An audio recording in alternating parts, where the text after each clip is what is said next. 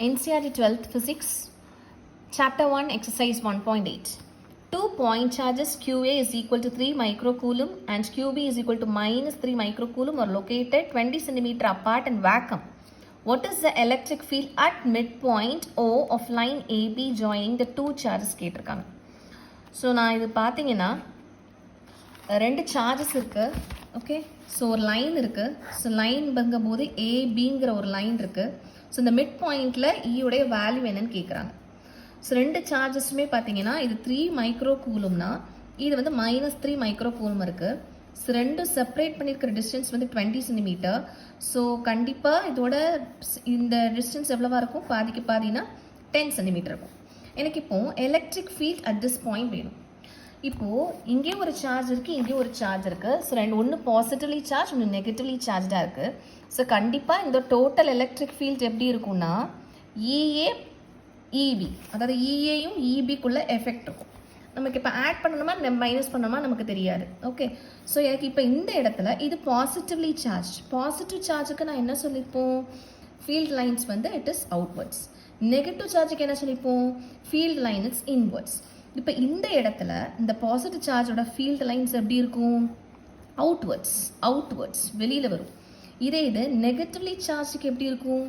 Inwards உள்ளே இருக்கும். ஐ மீன் இப்படி இருக்கும், உள்ள இன்வர்ட்ஸ். ஸோ எனக்கு இந்த இடத்துல இஏயுடைய பொசிஷன் எப்படி இருக்குது, இபியுடைய பொசிஷன் எப்படி இருக்குது, இப்படி இருக்குது. அதாவது இஏ எனக்கு இந்த டைரக்ஷன் அப்படின்னா இபியும் எனக்கு இதே டைரக்ஷன். ஸோ நமக்கு என்ன தெரியும்? சேம் சைடு இருந்தால் we have to add it. So கண்டிப்பாக இஏ ப்ளஸ் இபியாக தான் இருக்கும். இப்போ நான் இஏ நான் வந்து கேல்குலேட் பண்ண போகிறேன். ஸோ இஏ ஆக்சுவல் ஃபார்முலா என்ன? ஈயோட ஃபார்முலா KQ/R. ஸோ இப்போது கேயுடைய வேல்யூ என்ன? KQ/R. கேயோட வேல்யூ 9 × 10⁻9, கியூவோட வேல்யூ 3 × 10⁻6 அண்ட் R வந்து டிஸ்டன்ஸ் இஸ் 10 சென்டிமீட்டர். ஸோ நான் மீட்டருக்கு கன்வெர்ட் பண்ணும்போது 10 × 10⁻2 த ஹோல் ஸ்கொயர் வரும். Sorry, whole square KQ/R². So இங்கே வரும். Okay, so 9 × 3 is 27. 10⁻9 and 10⁻6 10⁻3 போடுவோம். Divided by 100 × 10⁻4. ஸோ 27 × 10⁻3. இங்கே 2 0 இருக்கும்போது 2 வரும். ஸோ மேலே போகும்போது -2 அண்ட் -4 இருக்கிறது +4. So which is equal to 27 × 10⁻3 -2 is 1. 1 + 4 is 5. So unit is Newton per coulomb. இதுதான் வந்து இஏ. இபிக்கும் அதே தானே. இபிக்கு என்னது? KQ/R தான். அதே Q தான், 3 மைக்ரோ கூலும் தான். ஸோ டைரக்ஷன்ஸ் இங்கே மைனஸ் இருந்தாலும் நம்ம டைரக்ஷன்ஸ் வைஸ் தான் நம்ம பார்த்து ஆட், ஆப்போசிட் டைரக்ஷனாக சப்ட்ராக்ஷன், இதுனாக்கா ப்ளஸ் பண்ணுறோம். ஸோ இதுவும் இபியும் என்ன வேல்யூவாக தான் இருக்கும்? 27 × 10⁵ newton per coulomb. So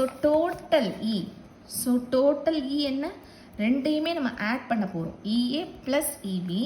so ரெண்டுமே ஆட் பண்ணும்போது 54 × 10⁵ newton per coulomb.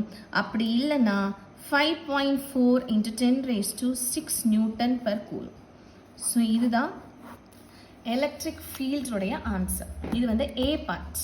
Okay, and B part பார்த்தீங்க அப்படின்னா, if a negative test charge of magnitude 1.5 × 10⁻⁻9 coulomb is placed at this point, what is the force experienced by the test charge?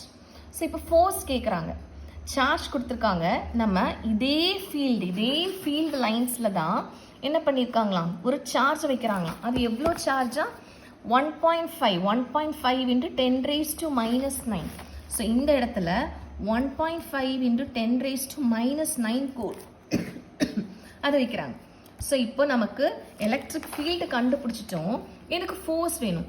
So நமக்கு ஃபோர்ஸுக்கும் electric ஃபீல்டுக்குள்ள formula நமக்கு already தெரியும்ல. என்ன formula?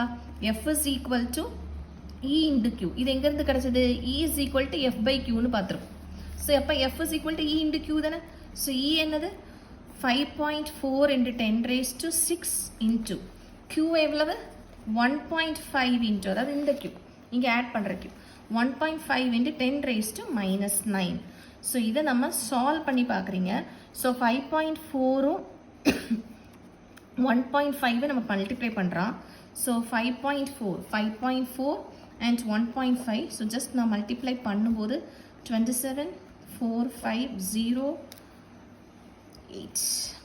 So 2 decimal தள்ளி வைக்கும்போது எனக்கு என்ன கிடைக்கிது 8.1 into 10 raised to 6 minus 9 is -3 கிடைக்கிது. ஸோ இவ்வளோ நியூட்டன் ஃபோர்ஸ். ஓகே, இப்போ எனக்கு ஃபோர்ஸ் கிடச்சிருச்சு. இந்த ஃபோர்ஸ் வந்து எங்கே போகும் அப்படிங்கிறத நம்ம பார்க்க போகிறோம். ஓகேவா, எந்த இடத்துல போக போகுது அப்படி. ஸோ இப்போது இங்கே ஏ இருக்குது, இங்கே பி இருக்குது. இது என்ன சார்ஜ்? Positively charge. பாசிட்டிவ் சார்ஜுங்கிற போது இங்கேயும் பாசிட்டிவ் சார்ஜ் என்ன ஆகும்? ரிப்பல்ஷன் இருக்கும். இப்படி ரிப்பல்ஷன் ஆகும். இங்கே என்ன ஆகும்? Negatively charge. கண்டிப்பாக என்ன ஆகும்? அட்ராக்ஷன் ஆகும். ஸோ நம்ம இங்கே ஏபின்னு எடுத்ததுனால நமக்கு இப்போ அது ஓன்னு எடுத்துக்கிட்டோன்னா that forces is towards B அப்படின்னு சொல்லி எழுதிக்கலாம். So forces 8.1 10 raised to -3. It is attracted towards -3 point. இல்லைன்னா attracted towards B அப்படின்னு கூட போட்டுக்கலாம். ரிப்பல்சன் வந்துச்சுன்னா இட் இஸ் அகெயின்ஸ்ட் O. இந்த மாதிரி எழுதிக்கணும். தேங்க்யூ.